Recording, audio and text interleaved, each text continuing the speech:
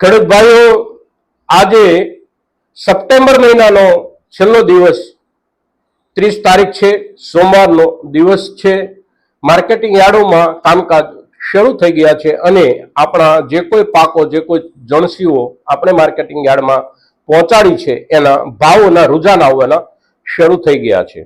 આજના દિવસે આપણે કપાસ પર વાત કરવી છે, એટલે કપાસના અત્યારના જે આજના બજાર ભાવ આપણને જાણવા મળી રહ્યા છે એની એક સામાન્ય ચર્ચા કરી લઈએ તો આપણા નવા કપાસ જે યાર્ડમાં આવી રહ્યા છે એ એકંદર 1300 રૂપિયાથી શરૂ થઈ અને 1500 રૂપિયા સુધી કોઈ યાર્ડમાં પહોંચ્યા હોય એવા સમાચાર છે।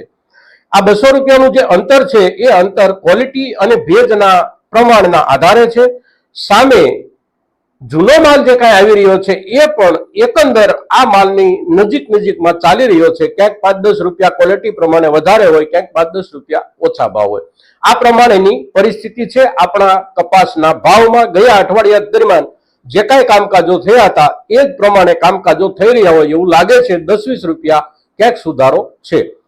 હવે આપણે જે વાત કરવી છે એ આપણા કપાસના પાકમાં આ વર્ષમાં જે નુકસાન થયું છે અને અત્યારના દિવસોમાં જે મોટું નુકસાન થયું છે એ નુકસાન ઉપર આપણે 2 દિવસ પહેલા ખેડૂતો પાસેથી જે પરિસ્થિતિનો ચિતાર મગાવ્યો હતો કોમેન્ટો મારફત, એના ઉપર આપણે આજે આ વિડીયોમાં વાત કરવી છે મિત્રો। તો આ વિડીયોમાં આપ સૌ બન્યા રહેજો, કારણ કે આ વિડીયોથી હવે પછીના સમયમાં આપણા કપાસનું બજાર કેવું રહેશે એનો એક અંદાજ આપણે તૈયાર કરીએ છીએ અને એ અંદાજ આપણે ખેડૂતો તરફથી આવેલી જે કોમેન્ટ છે, જમીનની જે પરિસ્થિતિ છે એને અને અમેરિકામાં થઈ રહેલા પાકના નુકસાનને, આ 2 મુદ્દાઓને ધ્યાનમાં લઈને આપણે ચર્ચા કરીએ છીએ। એટલે ખૂબ અગત્યની ચર્ચા છે આપણા કપાસ જેવા પાક માટેની, તો અવશ્ય આ વિડીયોમાં આપ સૌ બન્યા રહેજો। નમસ્કાર ખેડૂત મિત્રો, જય કિસાન, જય ભારત। ખેડૂત ભાઈઓ, સૌથી પહેલા આ વિડીયોમાં આપણે 2 દિવસ પહેલાના વિડીયોમાં ખેડૂતોને એક નિવેદન અને એક અપીલ કરી હતી કે તમારા વિસ્તારમાં, તમારા ગામડાઓમાં અત્યારના વરસાદના કારણે કપાસના પાકમાં નુકસાન કેવું દેખાઈ રહ્યું છે એ કોમેન્ટ અવશ્ય કરજો। અને એક આશ્ચર્યજનક પરિણામ આપણને મળ્યું છે। સેંકડોની સંખ્યામાં આપણા ખેડૂત ભાઈઓએ, ખેડૂત દર્શકોએ આપણને કોમેન્ટ મારફત પોતપોતાના વિસ્તારની કપાસની આ વરસાદ પછીની હાલત અને એકંદર ઉત્પાદન પર થનારી અસરનો જે ચિતાર આપ્યો છે એ તમામ ખેડૂતોનો અહીંથી આ ચેનલ તરફથી હૃદયપૂર્વક આભાર માનવામાં આવે છે। અને સાથોસાથ આ પ્રકારના દરેક મુદ્દા ઉપર આપ આ જ પ્રમાણે નિયમિત કોમેન્ટ કરતા રહી અને આપણી જે ચર્ચા છે એ ચર્ચામાં ભાગીદાર બનતા રહો અને સાથોસાથ આપણા બાકીના ખેડૂત મિત્રોને મદદરૂપ બનતા રહો। એની માહિતી સુધરતી રહે, અમારી માહિતી સુધરતી રહે, સાથોસાથ અમે આપની માહિતીના આધારે જે ચર્ચા અહીંથી કરીએ છીએ એ ચર્ચા એક મજબૂત આધારવાળી ચર્ચા બની રહે, કારણ કે ખેડૂતો તરફથી જે કાંઈ માહિતીઓ આવે છે એ જ માહિતીઓ આખરે સાચી હોય છે અને એ જ માહિતીઓ અને એ જ પરિસ્થિતિની અસર આપણા બજાર ઉપર થતી હોય છે। આપણા બજાર ઉપર બીજી કોઈ પરિસ્થિતિની અસર નથી થતી સિવાય કે આપણા ખેતરોની હાલત। તો કપાસમાં અત્યારે જે માહિતી આપણને ખેડૂતો તરફથી મળી રહી છે, સમગ્ર ગુજરાતમાંથી જ્યાં જ્યાં કપાસનું વાવેતર છે એ તમામ જિલ્લા તાલુકાઓમાંથી ખેડૂતોએ કોમેન્ટો કરી છે। એટલે સમગ્ર ગુજરાતનું એક ચિત્ર અત્યારે આપણી સામે સ્પષ્ટ થઈ રહ્યું છે અને એ ચિત્ર એવું છે કે આ વરસાદથી છેલ્લા 3 દિવસથી જે ધોધમાર વરસાદ આવી રહ્યો છે, કોઈ વિસ્તારમાં 2 દિવસ પહેલા નહોતો તો ત્યાં ગઈકાલના પણ ખૂબ મોટા વરસાદના સમાચાર છે। તો આ બધા વિસ્તારોમાં કપાસના પાકમાં અત્યારે ખૂબ મોટા પાયે નુકસાન થઈ રહ્યું હોવાની વિગતો ખેડૂતો તરફથી આપણને મળી રહી છે। અને સ્વાભાવિક રીતે આપણે સૌ કપાસની ખેતી સાથે જોડાયેલા લોકો સમજી શકીએ છીએ કે આપણો આગોતરો કપાસ જે કાંઈ વાવેલો હતો એ દરેક આગોતરા કપાસમાં ક્યાંક એક વીણી વીણાવવામાં આવી, ક્યાંક બીજી વીણીનું કામ શરૂ હતું। સારી રીતે આપણો કપાસ કાંટો તરડેલો હતો, અગર તો 2 થી 5 દિવસમાં તરડવાની તૈયારી હતી ને આપણી એને વીણવા માટેની તૈયારી હતી।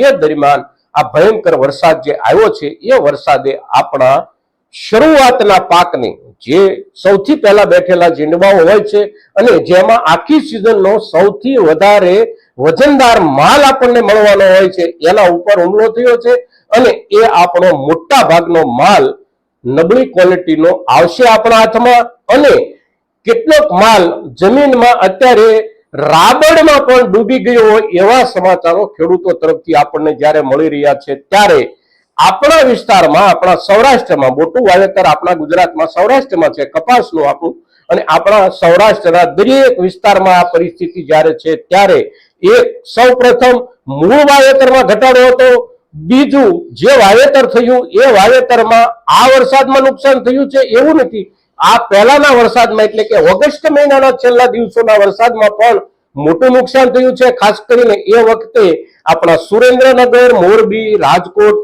જામનગર આ જિલ્લાઓમાં મોટું નુકસાન હતું અને આ વરસાદમાં એ જિલ્લાઓમાં તો ફરી એક વખત નુકસાન છે. સાથોસાથ ભાવનગર, અમરેલી, બોટાદ, રાજકોટ આ બધા જિલ્લાઓમાં પણ મોટા પાયે નુકસાન થઈ રહ્યું છે.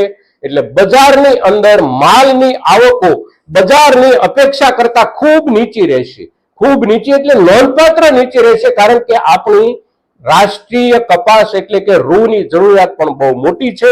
એની સામે ઉત્પાદન જો આપણા પ્રદેશમાં ઘટે, સૌરાષ્ટ્રમાં ઘટે અને આટલું બધું મોટા પાયે ઉત્પાદન ઘટે તો બજાર ઉપર ખૂબ મોટી અસર એની થઈ શકે છે અને એ એવડી મોટી અસર થઈ શકે છે આગામી દિવસોમાં કે જે અસર અત્યારે એરંડાના પાકમાં થઈ રહી છે.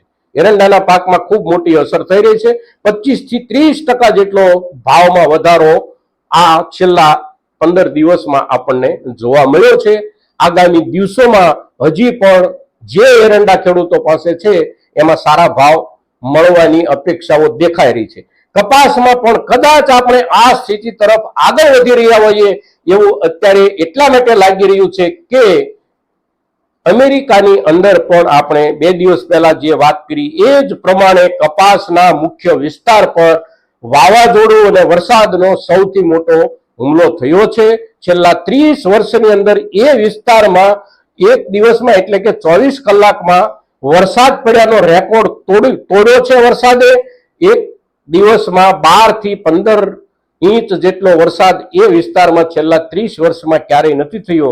એ આ દિવસોમાં ગઈકાલ, પરમ દિવસ, પહેલો દિવસ આ 3 થી 4 દિવસમાં જુદા જુદા વિસ્તારોમાં નોંધાયો છે. વાવાઝોડું ખૂબ મોટા પાયે થયું છે અને એ વિસ્તાર કપાસનો વિસ્તાર છે. અમેરિકાનો કપાસનો સળંગ આખો જે કઈ વિસ્તાર છે એ પૂરેપૂરો અત્યારે વાવાઝોડું અને વરસાદથી પ્રભાવિત છે.